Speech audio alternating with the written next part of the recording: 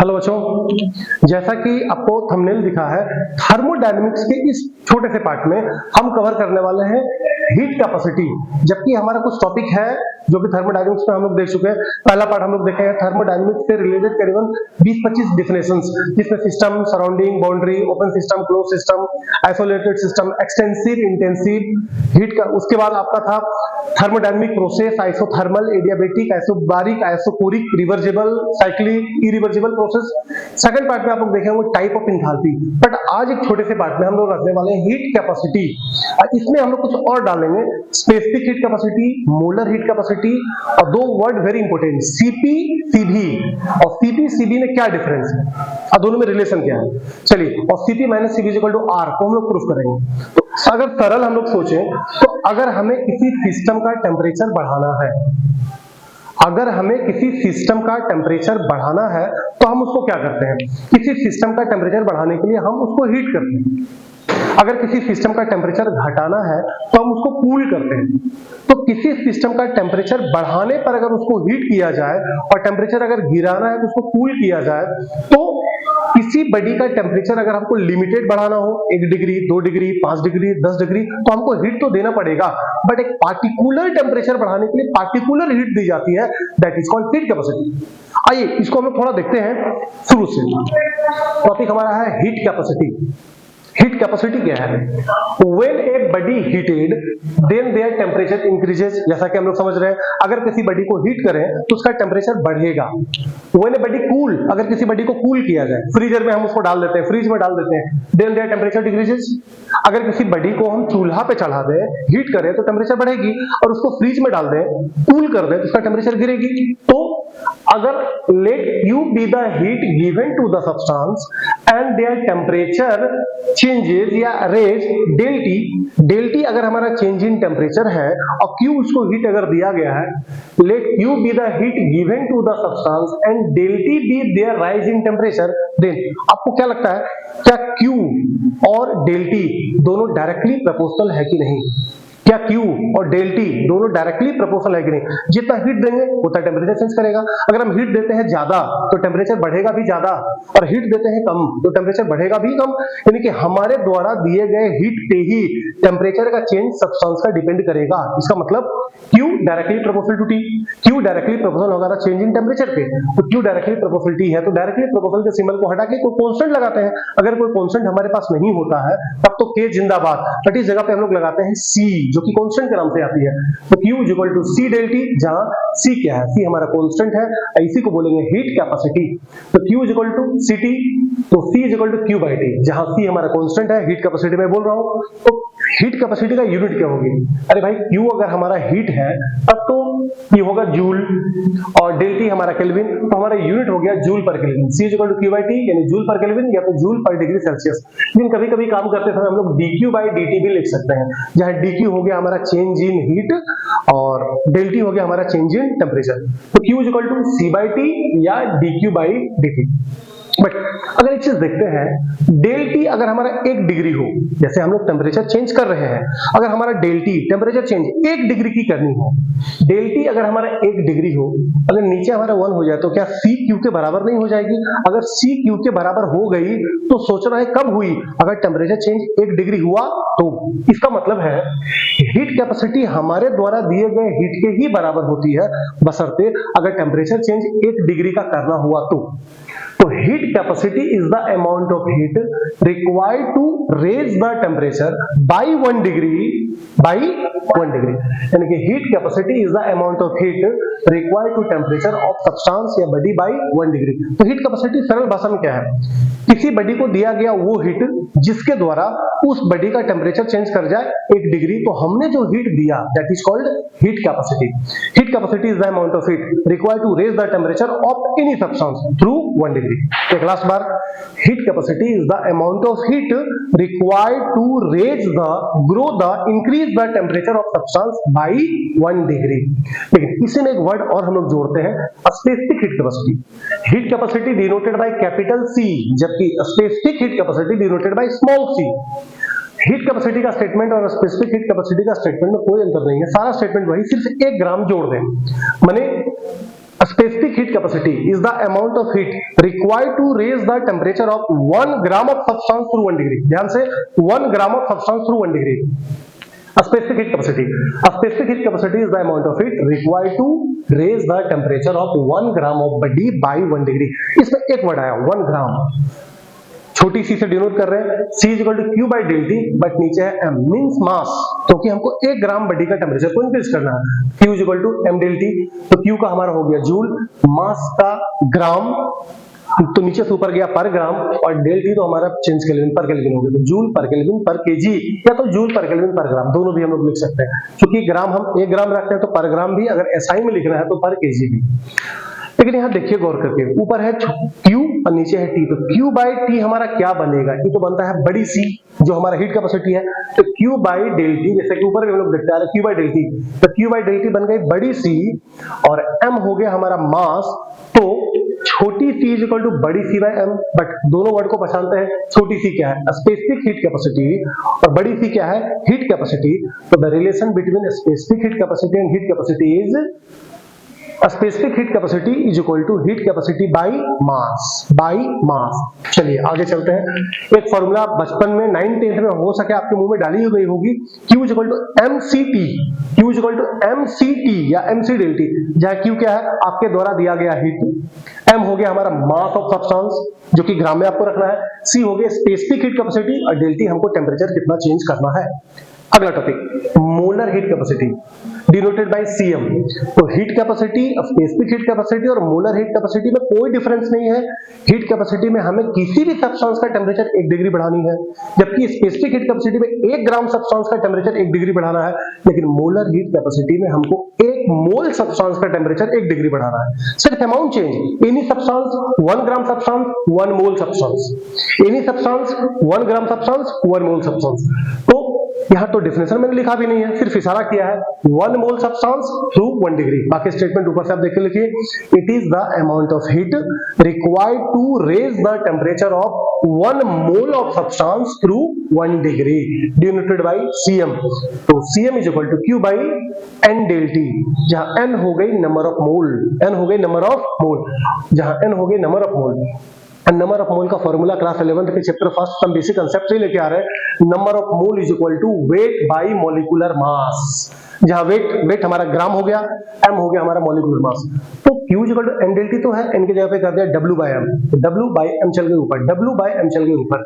अब ध्यान दीजिए, ये W तो है, बट हम लोग W बोल रहे हैं, बट ये W नहीं, ये वेट नहीं, ये एक्चुअली मास है, ये मास है. और ये जो ऊपर आप m देख रहे हैं, this is not mass, this is molecular mass. तो अगर इसको मास समझे तो Q m डेल्टी तो बन गई छोटी सी स्पेसिफिक हीट कैपेसिटी. नहीं समझ में आ रहे तो ऊपर जाकर देख लीजिए. तो सर Q मास डेल्टी हो गई हमारी छोटी सी, बगल में हो गया मॉलिक्यूलर मास. तो molar heat capacity is equal to specific heat capacity into molecular mass. तो ये रिलेशन हो गया molar heat capacity specific heat capacity. ऊपर हम लोग देखे थे heat capacity specific heat capacity, तो molar heat capacity is equal to specific heat capacity into molecular mass. Unit क्या? जूल पर केल्विन पर मोल, जूल पर केल्विन पर मोल. चलो ना यार, आगे चलते हैं.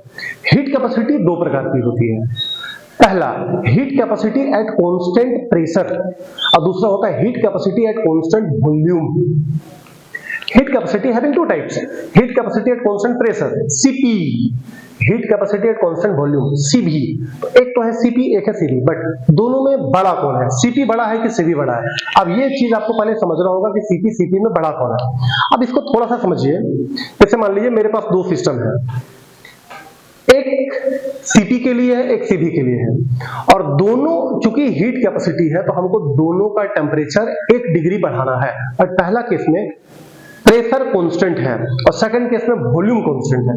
तो अगर प्रेशर कांस्टेंट है और हम हीट देंगे 1 डिग्री टेम्परेचर बढ़ाने के लिए, तो अगर प्रेशर कांस्टेंट है तो ये एक्सपेंड होगा, मतलब ये अपना वॉल्यूम बढ़ाएगा. लेकिन जिसका वॉल्यूम कांस्टेंट है वो सिर्फ अपना 1 डिग्री टेम्परेचर बढ़ाएगा. प्रियंका बात को समझो. जैसे एक है कांस्टेंट प्रेशर का मीटर, एक है कांस्टेंट वॉल्यूम का मीटर, और दोनों में हीट कैपेसिटी का खेला है, मतलब हमको दोनों का टेम्परेचर 1 डिग्री बढ़ाना है और हम हीट देने वाले हैं. तो अगर हम हीट देते हैं दोनों को एक पर्पस के लिए, इसका टेम्परेचर 1 डिग्री बढ़े. बट पहला सिस्टम क्या किया है? प्रेशर कांस्टेंट रखा, और सेकंड सिस्टम वॉल्यूम कांस्टेंट रखा, तो जो वॉल्यूम कांस्टेंट रखा वो तो एक्सपेंड नहीं करेगा, वॉल्यूम चेंज नहीं करेगा, लेकिन जिसका प्रेशर कांस्टेंट है और हम इसको हीट दे रहे हैं 1 डिग्री टेम्परेचर बढ़ाने के लिए, तो प्रेशर कांस्टेंट रखने के चक्कर में ये एक्सपेंड करेगा, बढ़ेगा, वॉल्यूम बढ़ेगा इसका। तो हम जो हीट इसको देंगे ये 2 जगह पे यूज करेगा। पहला जगह तो इसको 1 डिग्री टेम्परेचर बढ़ाना है, और प्लस कुछ हीट मेरा ये खाएगा, बर्बाद करेगा एक्सपेंशन में, लेकिन ये कांस्टेंट वॉल्यूम वाला एक्सपेंड नहीं करेगा। तो इसने क्या किया, मेरे टोटल हीट का यूज किया 1 डिग्री टेम्परेचर बढ़ाने में, और इसने क्या किया, मेरे हीट का यूज 2 जगह पे किया। 1 डिग्री टेम्परेचर तो इसको बढ़ाना ही है, और प्लस ये एक्सपेंड करेगा, फैलेगा, अपना वॉल्यूम बढ़ाएगा, यानी मेरा हीट को 2 जगह पे वेस्ट कर रहा है। लेकिन फिर भी अगर हम चाहते हैं कि दोनों का टेम्परेचर 1 डिग्री बढ़े, तो हमें हीट किसको ज्यादा देनी पड़ेगी, इसको, क्योंकि ये मेरे पैसे का खर्च या तो मेरे हीट का खर्च 2 जगह पे कर रहा है और ये 1 जगह पे कर रहा है, तो ये जल्दी अपना टेम्परेचर 1 डिग्री बढ़ाने वाला अचीव कर लेगा।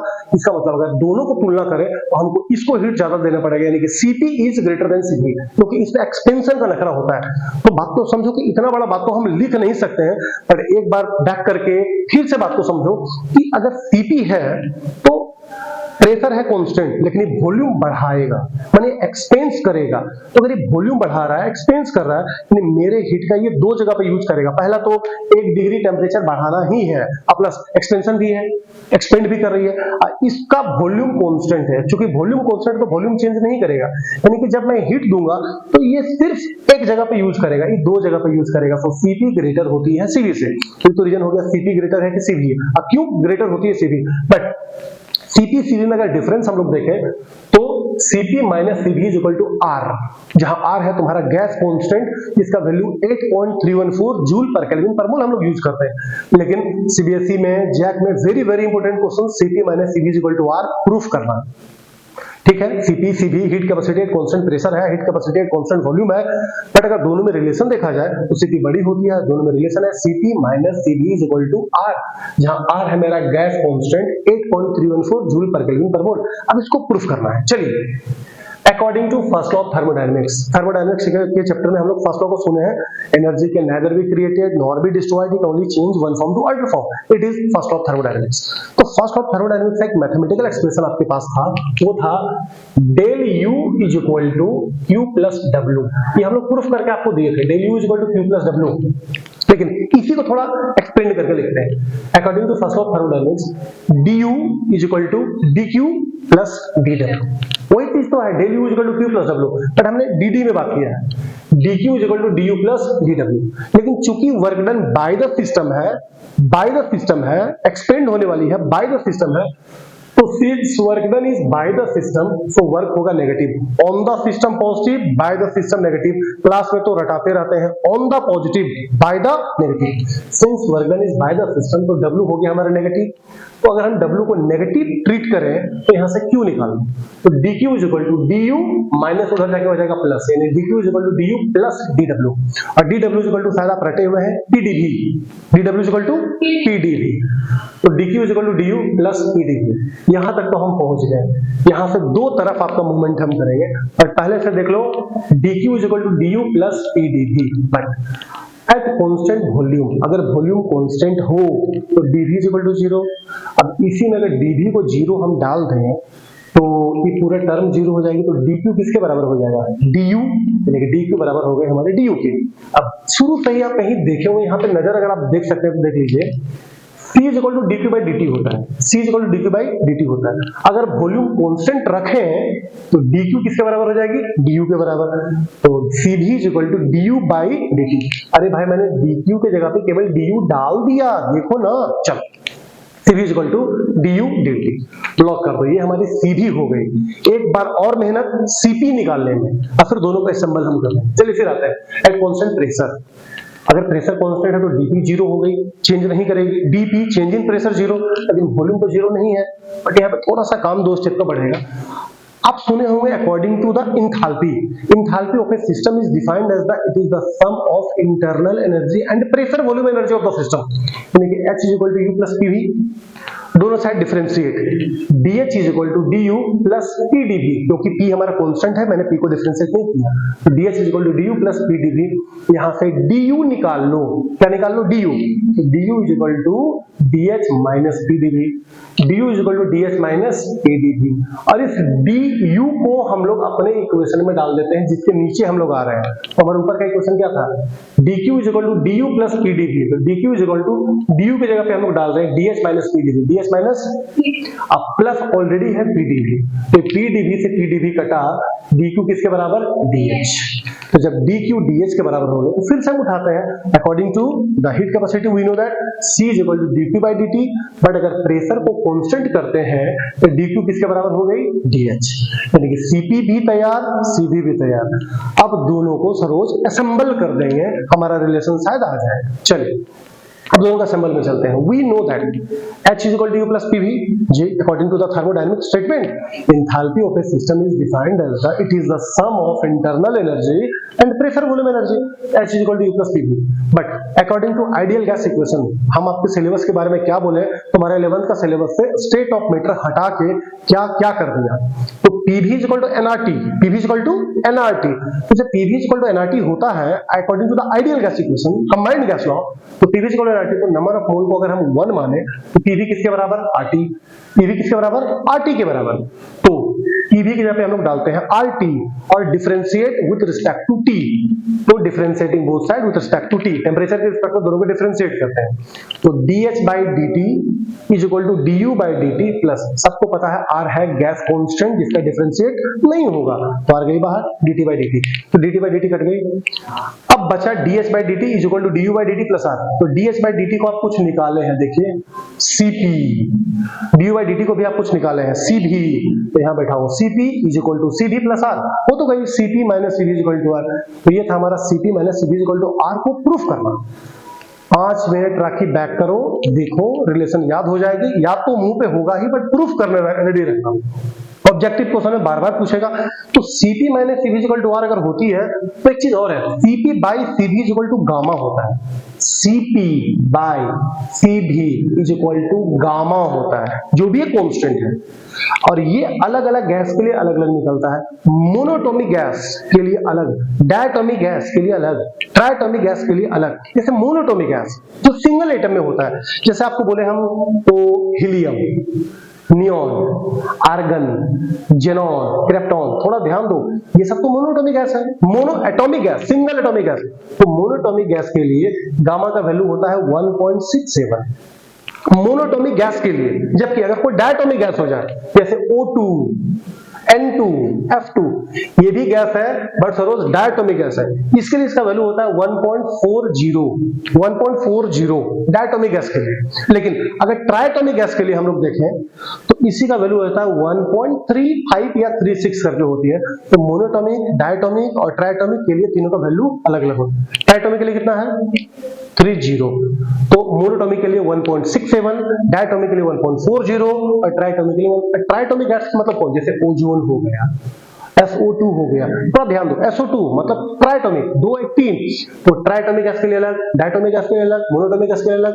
फिजिक्स में जो आपका थर्मोडायनेमिक्स है उसमें ये चीज हम प्रूफ करके आपको देंगे कि मोनोटोमिक गैस के लिए 1.67 कैसे आया। यहाँ तो केमिस्ट्री में रिलेशन आपको जाना है, Cp minus Cv is equal to R, Cp by Cv is equal to gamma, but gamma क्या है तो कांस्टेंट, और अलग अलग गैस का वैल्यू गामा के लिए अलग अलग होता है, डिपेंड करता है नेचर ऑफ गैस, मोनोटोमिक या डायटोमिक या तो ट्राइटोमिक। तो ये था heat capacity, specific molar heat capacity, Cp Cv बड़ा छोटा कौन है, Cp minus Cv equal to R, Cv by Cv equal to gamma. अब एनसीईआरटी में 2 क्वेश्चन, एक इंटेक्स में एक साइज में, दोनों क्वेश्चन फ्री में, सिर्फ देखिए सिंपली बनेगा। एनसीईआरटी क्वेश्चन में 6.9 ये बोलता है calculate the number of kilo joule.